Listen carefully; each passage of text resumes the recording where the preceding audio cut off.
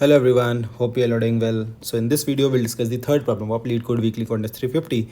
It's a medium level problem, but again just see the accuracy, right?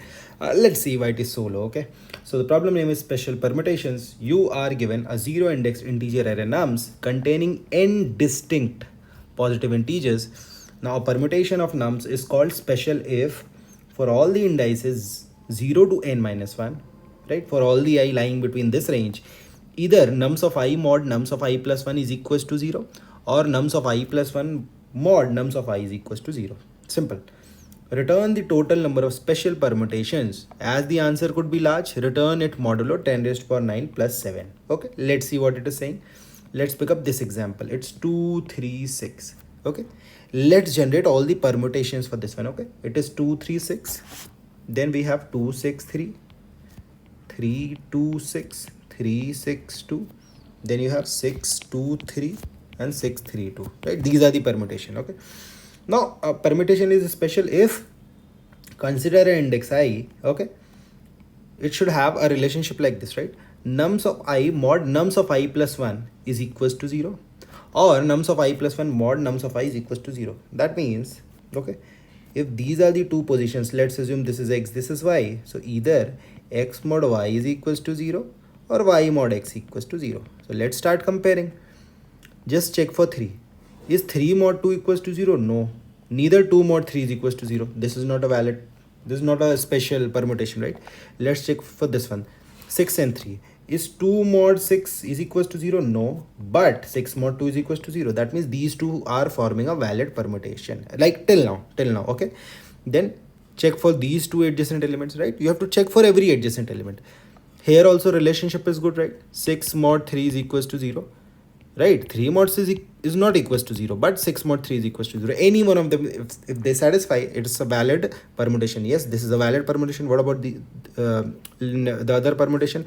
These two, again, neither 3 mod 2 is equals to 0 nor 2 mod 3 is equals to 0. Not a valid permutation. What about these two?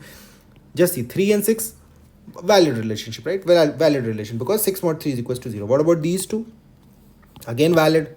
Okay, this is done. Okay, why this is valid? Because 6 mod 3 is equals to 0 and 6 mod 2 is also equals to 0. Remember, you can take, if you consider two adjacent numbers, you can take anyone in numerator and anyone in denominator, right? What about these two? These two forming valid, these two not valid, not valid. This two valid, but this two not valid. Okay, so overall I have two valid permutation, this and this. So answer is equals to 2. Similarly, I have 1, 4, 3. Let's generate all the valid permutations. Okay.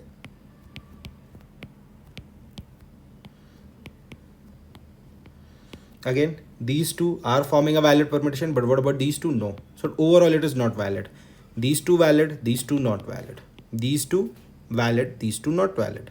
Sorry, these two valid, this two also valid because 4 mod 1 equals to 0 and 3 mod 1 is also equals to 0. Okay, valid. This again not valid because 4 and 3, they will form an invalid pair. What about this one? These two form a valid group. This two also form a valid pair, right? So all the adjacent ones are valid. So special permutation. What about this? Not valid. So total again you have two permutation: 4, 1, 3, 3, 1, 4. 4, 1, 3, 3, 1, 4. So ultimately, for a given array, you have to tell what are the total number of special permutations that you can generate, right? Now, since the answer can be very large, all you need to do is return that answer modulo 10 raised to power 9 plus 7, right? Why the answer can be very large? Because here the number of elements that you can have is 14. So the total number of permutation is 14 factorial, right? 14 factorial. 14 factorial is the number of ways you can arrange the elements. So in that case, this big value mod, you take a mod with 10 raised to power 9 plus 7. That's what you need to do, right? So yeah, let's start. How do we actually solve it? Okay, forget about the constraints and all right now. Okay, if you were given an array, how would you actually approach it, right? So I have 1, 4 and 3. Okay, I will start generating all the permutations, right? Ultimately I'll not generate all of them, okay, but I'll start with some basic stuff, right? So what I'll do, I'll start with this. Okay, I'll commit this index, right? So what I'll do, I'll compare the current index with the previous index, right? You can do anything. You can compare current with the next also. I have preferred, this is the I, then this is previous of I. This is current, this is previous, okay? Let's start doing that, okay? So what I'll do, I'll just compare. I'll just do this comparison that if this is my current. So initially I start with this. I start placing the elements, okay? This is 1. Do I have an element before this? No. That means there is no invalid pair till now, right? I can place 1 here, okay? That's it. Now, since this is a valid combination, let's start putting the other numbers, right? I've put it at the first position. Let's move here, okay? Let's move here. When I move here, I compare the current element with the previous element. Is it forming a valid pair? Is 1 mod 4 or 4 mod 1 is equals to 0? Yes, it is. So what do? You place 4 here, okay? Now since you have placed 4 here, the last element that you are left with is 3. Again compare 3 with 4. These two are not forming a valid pair. That means it is not a valid permutation, okay? Because after this I stop, because I've consumed all the elements, okay? I stop and I say that this is not a valid permutation, right? Now let's do it again. So I started with 1, 4 and 3. In short, when I place 1 at the first position, for the second position, how many candidates do I have? I have total n minus 1 candidates, right? But how do I know that which particular element have I placed, right? Because at the first position, I can either place 1, 4 or 3, right? So first I place 1 and somehow I mark that, okay, I have placed 1. Now 1 is not available. Remember, all the elements are distinct. So only 4 and 3 are available. How do I do that? In this case, I've taken, I've used I've used bit manipulation to do that, right? So what I do, first these are the 3 position. First you place 1. For the next position, you have 2 candidates, either 4 or 3. Actually 1 is also there, but somehow you know that, okay, 1 is something that has already been placed using mint mask, okay? You place 4 here, then you are only left out with 3. You place 3 here, not a valid permutation, right? Then 1 was placed here. Now the next candidate that I have here is 3. If I place 3 here, the last one is 4 here. This is also not valid, okay? So at the first position, I've generated all the permutation which start with 1. Now what I'll do, at the first position also, how many candidates actually I had 3 candidates. So I started with 1. Now let's start with 4, okay? 1, 4, 3 are the elements, right? Let's start with 4.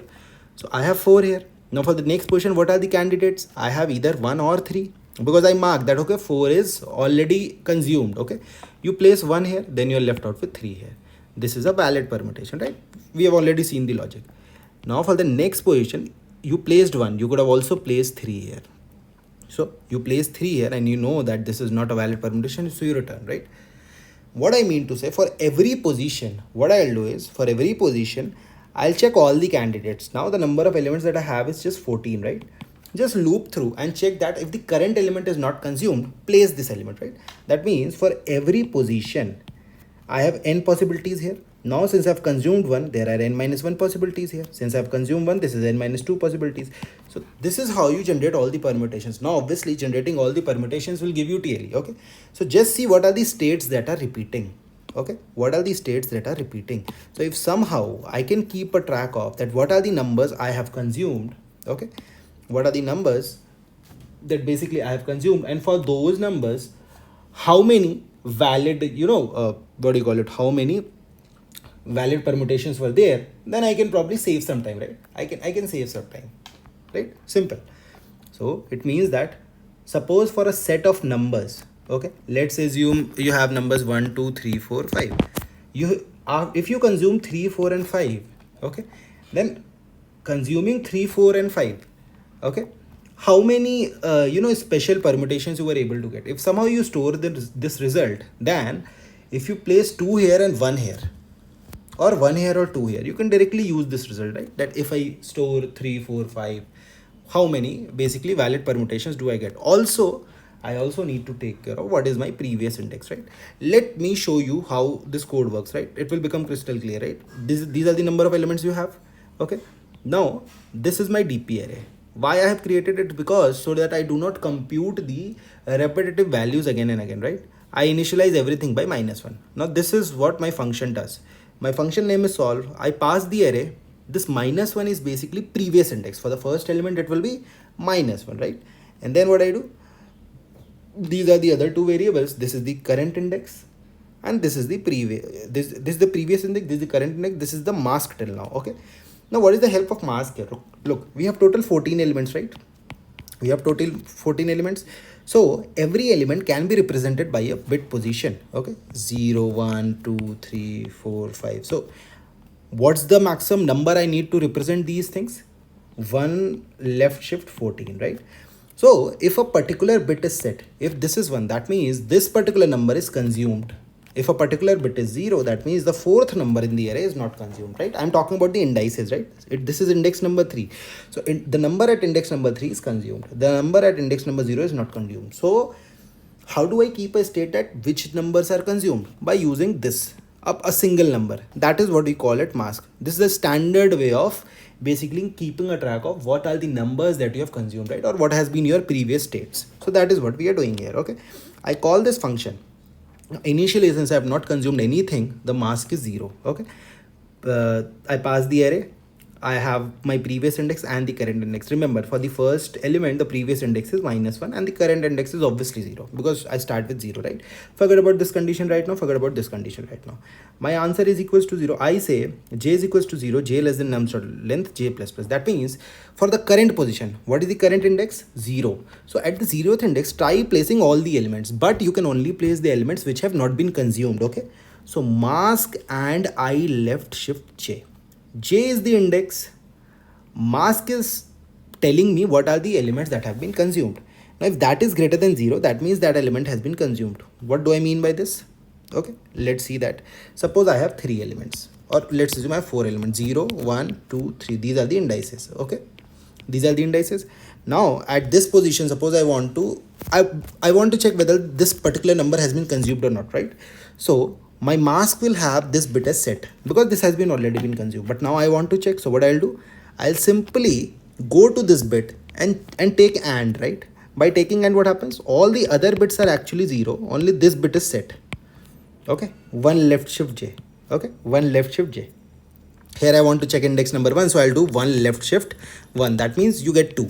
Binary representation of 2 is 1 0. Okay, if you take AND of these two values, right? Remember, this particular value will have only 1 at only one position, right? If you take and the value comes out to be greater than 0, that means this particular bit was set because you had a 1 here. However, if I had a 0 here, this 0 and 1, the AND of 0 and 1 will give you 0, and all the positions are already 0, so ultimately you will be getting 0. So mask and I left shift j greater than 0 tells you that whether the current bit has been consumed or not. Okay, number has been consumed or not. If that has been consumed, that means you cannot place the jth element at the correct index. However, if this is not the case, then let's check for the validity. If previous index equals 1, that means I can place any number here, right? So don't do any check. However, if this is not the first element that you are placing, then check nums of previous index mod nums of j, because you are trying for all the possible j values. If this is valid, or nums.j mod nums of previous index equals to 0, this is just for checking the validity. Okay, if this is there, that means yes, I can place the jth number here. So what I'll do, answer is equals to answer plus, again call the function, pass the array. Okay, now what is the previous element? For the next iteration, what is the previous element? So in the current iteration, you have placed the jth element, so that means j will become your previous for the next iteration, and current index plus 1 means now which position you have to consider to place a value, that is current index plus 1. I mean, if these are the indices, I placed a number here, now I have to place a number here, then I have to place a number here. So this current index plus 1 is basically this, that you have placed a value at ith index, now place a value at I plus 1th index. Now what is the mask? You have placed the jth element at the current position, so whatever is your mask, since the jth bit has been consumed, take an OR with a number like this, 0 0 1 0. So this bit will be set in your mask. Okay, simple stuff. You do this, right? So this is the core logic, how your code works. But again, there is a possibility that I keep on doing it repeatedly, right? I have to stop. That means I do not have to compute the same subtree multiple times, right? Basic dynamic programming logic. So what do you do here? First thing, what is your base condition? So the base condition here will be that if your current index becomes equals to nums.length, that means at all the places you have placed the numbers, you have tested it. So that means return 1, that it is a possible permutation, just return one. Current index equals to nums.array. For example, 1 2 3, total 3 elements I have, 0 1 2, all the 3 indices are consumed. Now I move to index number 3, but for an element, for an array of length n, you can have n minus 1 index only. Okay, 0 to n minus 1. So that's why you stop here. What is the next thing? If for this particular value you have already calculated the result, that means dp of previous index plus 1, okay, and mask. Remember, this plus 1 is done just for the simplicity, okay, just for the simplicity. So dp of previous index plus 1 and mask. If I have already calculated the result, what I am doing here, in my answer array, actually I am storing the result. That means for index number 0, for checking that that how many ways are there to basically put a number at this particular index, previous index, and given these numbers that are consumed, whatever is my answer, you just save it, right? You just save it, as I told you in the explanation, that these are the set of numbers that you have and what was the previous value. Okay, simple stuff. So that's what I'm doing. The result that I calculated in the current iteration was for previous index and these set of values, so just store it somewhere. Okay, so that's what I'm checking. If the value has already been stored, let me erase it to make it clear. If the value has already been stored, then directly return it. Don't compute it again. Okay, don't compute it again. What do I mean by this? Suppose these are some of the indices.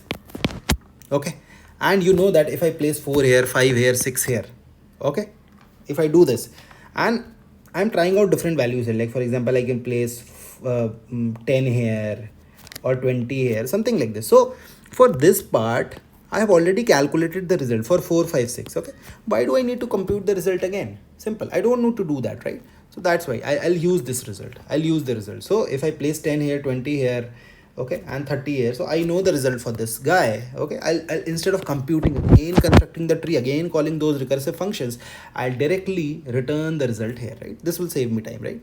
And you will not be generating all the permutations, and that too multiple times. So that is what I'm doing here. Okay, basically avoiding computation of the values again and again, right? So yeah, that's how you solve this problem, right? You return this, and yeah, this is your terminal condition. Finally, you while returning, you save your answer in this, right? Remember, for previous index I'm saving my answer in previous index plus 1. Okay, just for simplicity, because my previous index starts from -1, so there is no index as -1 here, right? So that is why for the first element it has to be 0. Okay, it has to be 0, and what are the values that you have consumed, right? So this is how you solve this problem. Do let me know if you have solved it in any other way. I would love to learn that as well. Okay, and yeah, I hope you learned something new from this video, right? So do support it by giving up a thumbs up. Do subscribe to the channel as well. In case of any queries, okay, mention that in the comment section. I'll revert on each one of them. Thank you, take care, bye bye.